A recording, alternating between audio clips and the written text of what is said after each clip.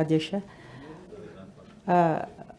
Last time గౌరవ మంత్రివర్యులు మేము అందరం కలిసి రోబోటిక్ సర్జరీ చేసే ఒక పెద్ద మెషినరీ మన ఉస్మానియా హాస్పిటల్లో మనం ఇనాగ్రేషన్ చేసిన సంగతి జ్ఞాపకం చేస్తూ, ఇట్లా అనేక గవర్నమెంట్ హాస్పిటల్, ప్రభుత్వ హాస్పిటల్స్లో మంచి మంచి ఎక్విప్మెంట్, చాలా ఎక్స్పెన్సివ్ ఎక్విప్మెంట్ మెడికల్ ట్రీట్మెంట్లో డయాగ్నోస్ చేయడానికి చాలా ఈజీగా అది. ఎందుకంటే ప్రతి సంవత్సరం ఒక 3-4 సార్లు మేము రూరల్ ఏరియాలో మెడికల్ క్యాంపులు నిర్వహిస్తాం కనుక ఆ విషయం ఆ చిన్న పరిజ్ఞానంతో చెప్తున్నారు సార్.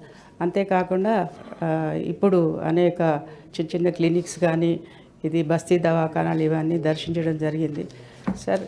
ఎంత ఎక్విప్మెంట్ ఉన్నా ఇది వెరీ ఎక్స్పెన్సివ్. చాలా మామూలు వాళ్ళైతే ఎవరు ఎఫర్ట్ చేయలేరు, ప్రభుత్వం కనుక చేయగలుగుతున్నారు ప్రజల కోసమని. కానీ దీన్ని ఆపరేట్ చేసేవాళ్ళు అంటే ఒక ఇంత పెద్ద సర్జరీ, రోబోటిక్ సర్జరీ చేయాలంటే ఎంతో నిష్ణాతులు, వాళ్ళు ఎక్స్పర్ట్స్ అయి ఉండాలి sir. Recruitment is very very important sir. Hospitals 8 hospitals 8 కాలేజీలు మనం ఓపెన్ చేసుకున్నాం. అంటే హాస్పిటల్ ఉంటేనే కానీ కాలేజీ మనం ఓపెన్ మెడికల్ కాలేజీ ఓపెన్ చేసుకోలేము. దాంట్లో సరిపోయేంతమంది ప్రొఫెసర్ అంటే దాదాపు పిహెచ్డి చదువుకున్న వాళ్ళు అయితేనే కానీ అందులో వాళ్ళకు యాజ్ పర్ నామ్స్ పనికిరారు. సో అలాంటి టీచర్స్ని మీరు అపాయింట్ చేసినా, లేకపోతే ఇవన్నీ మరి వృధాగా పోతాయి. కొన్ని రోజులు మనం ఆ మెషిన్ని మనం వాడకపోయేది ఉంటే అది ఇక పనికిరాదు. ఒక హెచ్పిఎల్సి మెషిన్ అని ఉంటుంది సార్ ఫార్మసీలో, ట్యాబ్లెట్ మేకింగ్. అదొక్క మెషినే 18 లక్షలు ఉంటుంది. అంటే ఒక చిన్న కళాశాల 60 మంది కళాశాలలో ఎఫర్ట్ చేయలేము, చాలా కష్టపడి అది ప్రొక్యూర్ చేసుకుంటాం. అది చదివితే కానీ, పీజీ చదివితే కానీ ఆ ఫార్మసిస్టు ఉద్యోగానికి అర్హుడు కాదు. అట్లాంటిది ఇటువంటి మెడికల్ కళాశాలల్లో మరి ఉన్న ఎక్విప్మెంట్ వాడుకోవడానికి మంచి ఉపాధ్యాయులు మాత్రం చాలా అవసరం. అది పిహెచ్డి లెవెల్లో కనుక. నాకున్న ఒక చిన్న ఉదాహరణ చెప్తాను సార్.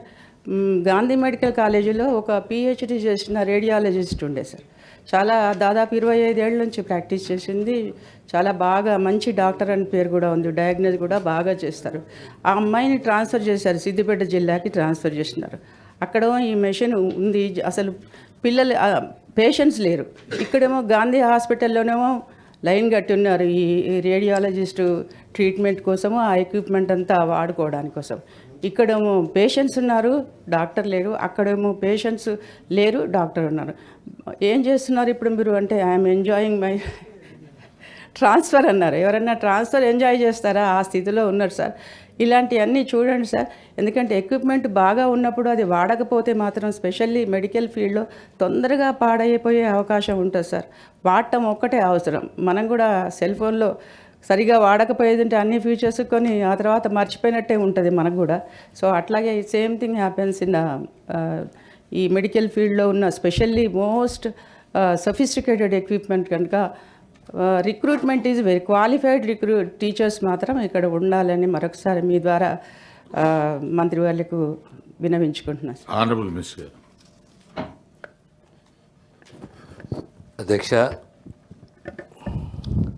వాణి మేడం గారు చెప్పింది కొంతమేరకు వాస్తవం అధ్యక్ష. After almost 5-6 years we made transfers, absolutely transparent. We want to send a message that nobody is the owner of government hospital.